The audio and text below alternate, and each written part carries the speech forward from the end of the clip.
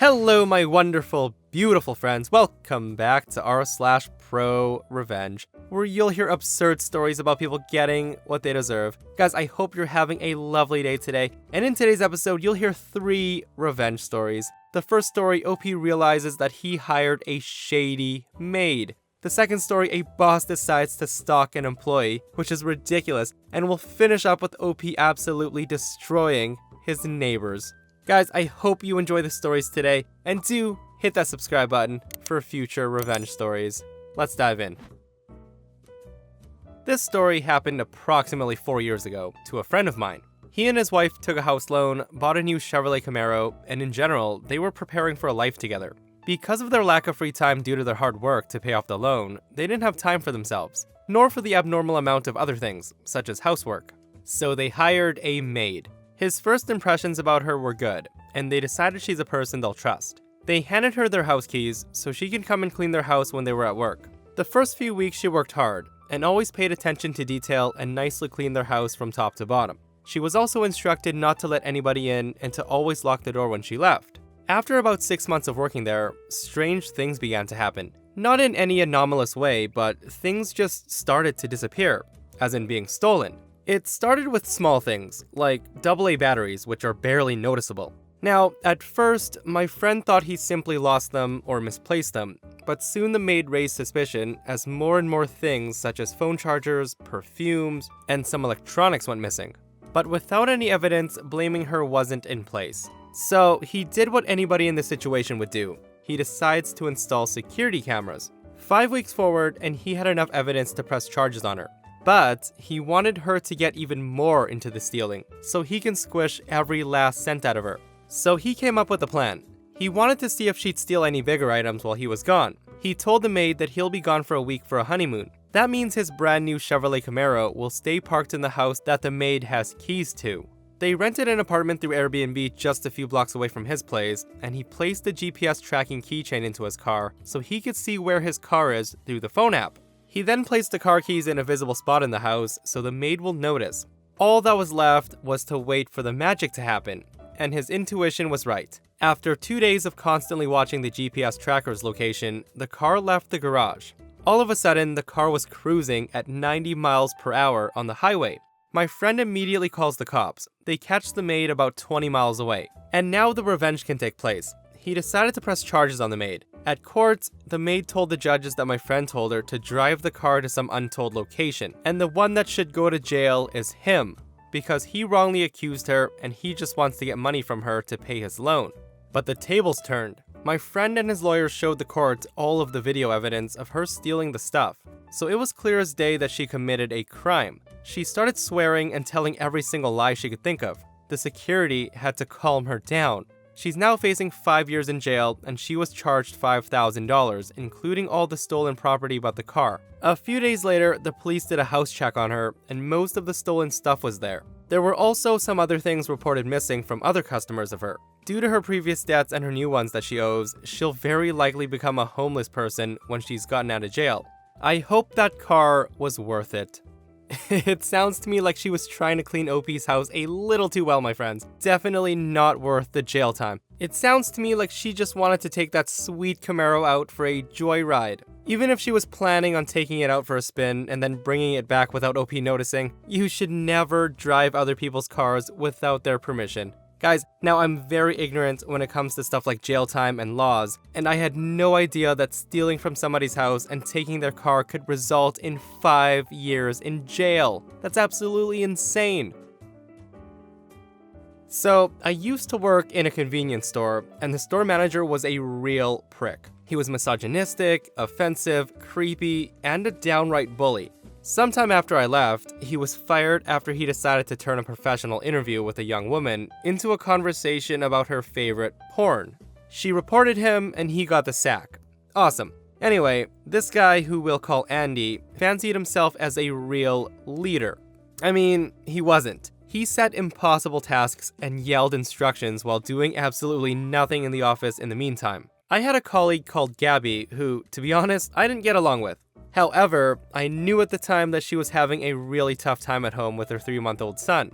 So one day during the winter, it snowed, fairly heavily. Gabby had called in that morning and told Andy that she couldn't make it as she was snowed in. Now, everybody knew that wouldn't have been true, and it was likely she hadn't slept well with the baby crying and whatnot. But you know what? Who cares? She's always worked hard and she deserved a break. It was only a 4-hour shift and the store was dead anyway. No customers were gonna walk over snow and ice for the morning paper. Plus, we were actually overstaffed. However, Andy had a problem with women. He was always disrespectful and demeaning. Like the rest of us, he knew she wouldn't have been snowed in, but he did not let it lie. He wanted to catch her in her lie. So he looked through the paperwork in her file, got her address, and Andy abandoned the store and got into his car. He made the 15 to 20 minute drive all the way to Gab's house, and he took pictures of her car in front of her driveway and the rest of the street to prove that she wasn't snowed in. He then called her into the office at the end of the week to discipline her. When she came out, she was in tears. She was on a final warning. Andy did not want a dismissal on his quarterly record, so he basically just threatened her instead. Now, this did not sit well with anybody. We hated him anyway, but he went too far by making a single mom cry over something so ridiculous. Well, here's the good part. What Andy didn't realize was that on the last work night out, he drunkenly revealed to the team that he was a serial cheater. He would regularly cheat on his wife of 18 years. He also has 2 teenage sons. He would justify it as having, quote, natural male hunger, if you've ever heard a more disturbing quote. Andy used to tell his wife that on an evening shift, he finished at 11 p.m. This was a lie. He never worked later than 9 p.m. After an evening shift, he'd go to whichever side piece he had going on at the time. Well, one evening, he finished at 9 and he got into his car and started driving. What he didn't realize was that Gab, who wasn't on shift that day, had dropped her son off at her mom's house and had waited outside the store for Andy to leave. She tailed his car all the way to his hookup house and parked 3 houses down. She then proceeded to take pictures of Andy walking up to the house, ringing the doorbell, and then hugging and kissing this random woman, before pulling her inside and slamming the door. You can see where this is going. Andy didn't come to work for a week. When we saw him next, he looked broken. His wife had been anonymously sent the pictures of him kissing and hugging another woman. She'd kicked him out and began a divorce process. His sons had blocked his number and wanted nothing to do with him. Of course he knew who sent the pictures, but he had no proof and no evidence. Gabby stayed at the store for another 3 months before moving into a recruitment position for a pharmaceutical company. As far as I know, she's still there today and she's doing very well. As for Andy, I have no idea what happened. What I do know is that he's a disgusting, reprehensible human being who thought he was invincible. He thought he could walk all over people, belittling them as he went. Well, he soon realized that nobody's invincible, and I thoroughly enjoyed watching his collapse. Guys, he totally got what he deserved. I mean, looking through employee paperwork to find their address, and then going to their house and taking pictures to try to catch them in their lie, I'm pretty sure doing that as a boss will get you in some serious trouble. I love this comment right here though. This person says, strange, I always assumed that natural male hunger referred to my craving for flaming hot Cheetos. Oh my friend, I can relate to that on so many levels.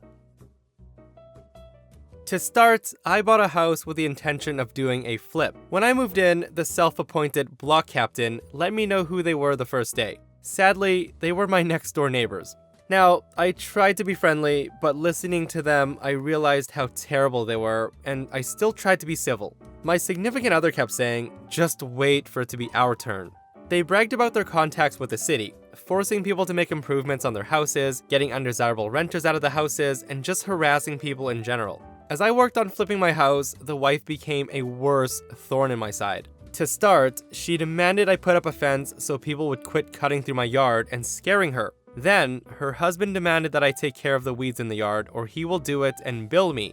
After that, a storm happened and a tree scraped their shingles, and they asked for $1,200 to replace them. The tree was there before I moved in, and by co-ed, they are responsible to cut back the branches to the property line. When I wouldn't pay, they had a relative jump my fence and cut the trees down. Needless to say, I began to ignore them, so she became a constant gnat and moved on to another target.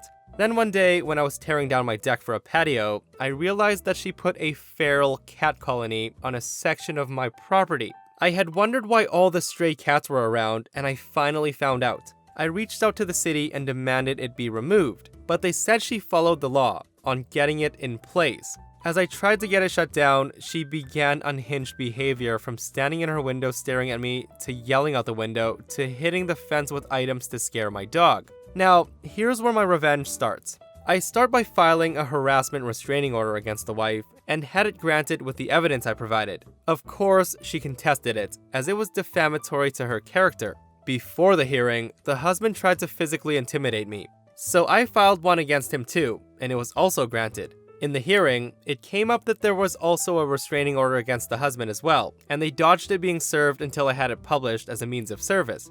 I started to make complaints about them and their house. Also, I made police calls when necessary. As I did this, other neighbors began to realize that they could do to them what the neighbor had done to them and others. For example, as I was having my front door replaced, I needed a building work permit. I knew they were doing internal remodeling, so I called the city inspector and they were fined for not having a permit. As she ranted at the inspector, he looked at my window and saw that I had mine displayed. Their back porch became hoarded, so I made another call to the city inspector and they had to clear it out. Then they had a broken window on the porch door, so I called another inspector and they had to replace their door.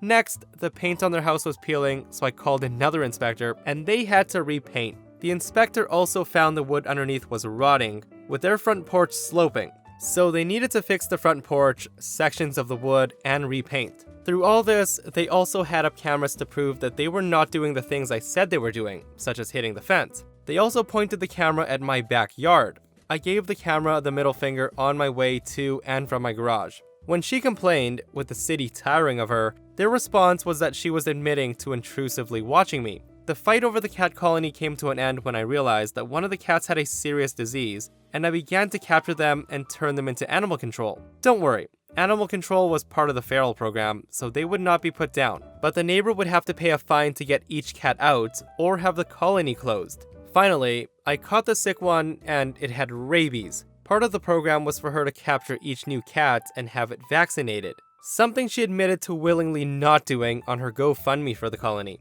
I soon had the GoFundMe shut down when I provided the evidence that she wasn't using the funds for the initial purposes. The city now has to act to close the colony.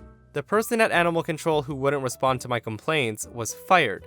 The neighbors called in a city mediator who we met with. We presented all the evidence and said that we would not meet with them, and provided extremely racist tweets they made about neighbors. The city cut ties with them as community leaders. With their power to bully gone, and having spent what I can only imagine thousands in fines and repairs, after 14 years, they sold their house and moved out. They got a taste of their own medicine.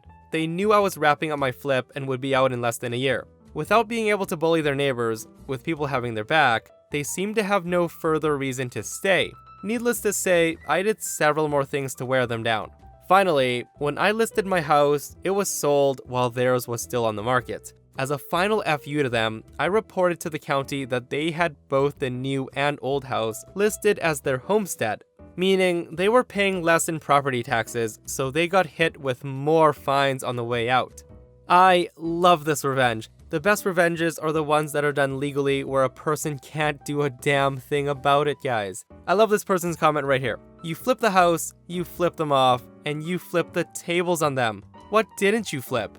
And that, my friends, brings us to another end of our /ProRevenge. Guys, if you enjoyed the stories today, do hit that thumbs up. And if you missed the last episode of our /ProRevenge, a neighbor kept knocking over OP's trash cans and he goes scorched earth on them. Check it out if you haven't, and I'll see you guys in the next one. I love you.